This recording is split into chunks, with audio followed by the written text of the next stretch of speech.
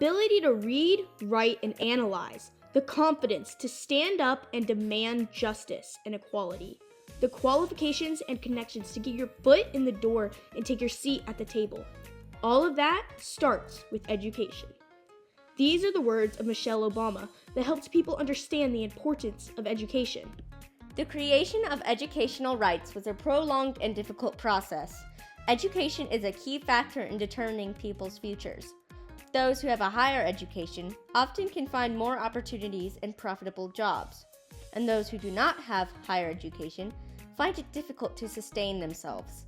Thanks to the education amendments, millions of people are able to gain a higher education, although it wasn't always like this.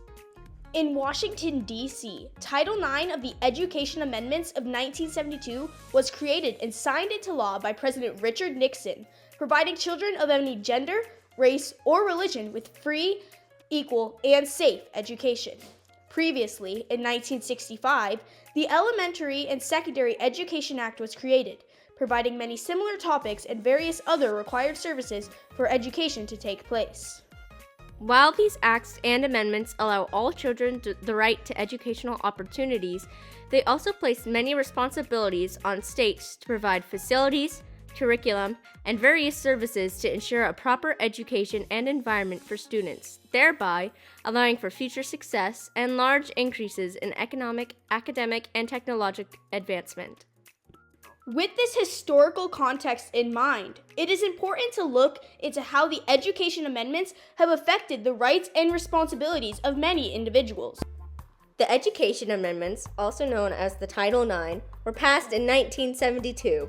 It was aimed at addressing the prevalent gender inequalities in schools, while the Elementary and Secondary Education Act requires states to uphold the responsibilities to provide eligible schools and learning environments for students. Patsy Take-Motto-Mink, who helped pass the education amendments and has experienced the gender inequalities firsthand, states, "I want to say I have a very personal connection with Title IX because while I was wanting to go to medical school in my time, a dozen or more medical schools I had written to seek entry had turned me down by saying they did not admit women to their schools." This evidence, obtained from the Library of Congress, explains the view of the writer of the Education Amendments, Patsy Mink, and her relationship with Title IX of the Education Amendments, because it allowed any gender, race, or religion to have equal education. This source relates to rights and responsibilities because it discusses the rights involved with the amendment and the responsibilities Patsy Take-Motto-Mink had to take on when fighting for the amendment. This shows the widespread discrimination that previously affected many in the field of education.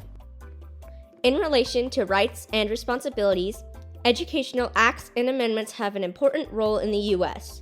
They provide the rights and responsibilities to allow for academic and technological achievement.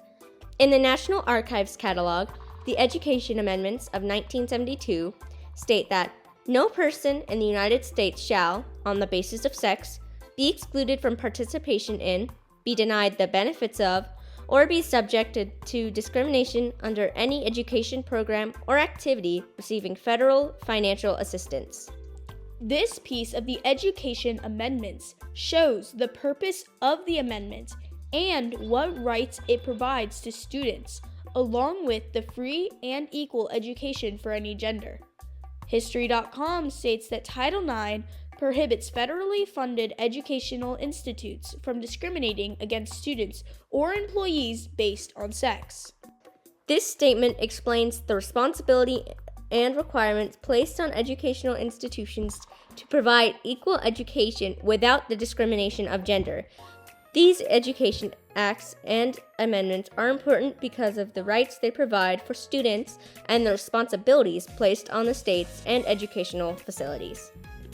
Immediately, the Education Acts and Amendments had many impacts on the students and people of the United States.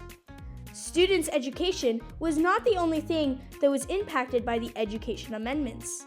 The equal treatment of gender schools had responsibilities of required athletic programs to equally accept all genders.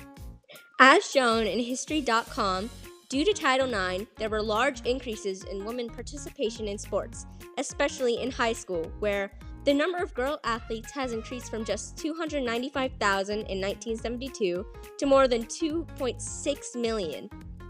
This explains the relationship between Title IX of the Education Amendments and how that impacted people's lives during and after school because of the equal treatment in education facilities.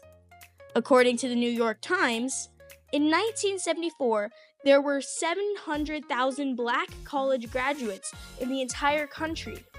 By 1977, that number had grown to 984,000. These numbers show how, due to the education amendments, varieties of races could attend and graduate more colleges and schools with equal treatment. The education amendments had many short-term impacts because they provided many people with opportunities within education that they were unable to achieve before. In the long term, impacts due to the effect of the education amendments and the ESEA have improved the United States' status in economic and technological achievement. According to Poverty and Inequality Research, officially recorded U.S. poverty rates were around 22.4% when it was first estimated for 1959 to a low of 11.1% in 1973. These statistics explain the effect of the Elementary and Secondary Education Act, which was implemented in 1965, the same time the major decrease in poverty occurred. As shown in Investopedia, a country's economy becomes more productive as the proportion of educated workers increase, since the educated workers can more efficiently carry out tasks that require literacy and critical thinking. This recognition of the effect education has on productivity shows how education is a major factor in success, both economically and at work.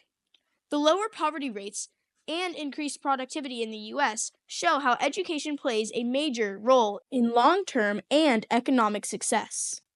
The education amendments have had many effects in the past, but they are still improving our lives today. It paved the way for the Elementary and Secondary Education Act, which reinstated the law and allowed for poorer people to pursue education further. The Elementary and Secondary Education Act, or ESEA, was a cornerstone of President Lyndon B. Johnson's War on Poverty. This law brought education into the forefront of the national assault on poverty and represented a landmark commitment to equal access to quality education. This evidence shows how the Elementary and Secondary Education Act reinforced the laws of the Education Amendments further. In conclusion, the education system had many impacts on the U.S. Title IX of the Education Amendments of 1972 and the Elementary and Secondary Education Act allow for equal education and educational facilities. This change allowed schools to become generally more accepting and allowed for many women and culturally diverse people to gain an education when they were previously unable to. As Michelle Obama believes, education plays a major role in success and everyday life because education is the essential building block to life, success, and achievement both economically and technologically. In April 1965, the Elementary and Secondary Education Act was signed and passed. On November 8, 1965, the Higher Education Act was signed and passed. And in June 1971, Senator Birch E. Beha worked on providing women with educational rights by delivering speeches about rights for women and education to the Senate, mainly using Women's Educational Equality Hebrew. In September 1971, Senator Birch E. introduced the Women's Educational Equality Act to provide women with equal educational rights in any educational activity. On November 4, 1971, members of the House began to debate what amendments should be added to the Higher Education Act, which is when the topic of gender discrimination should be stopped within schools appeared as an idea to add to the act. In May of 1972, early versions of the education amendments were formed to settle an argument about the House-passed and Senate-passed versions of the Education Amendments Bill. On June 23, 1972, Title IX of the Education Amendments of 1972 were signed and passed. Thank you.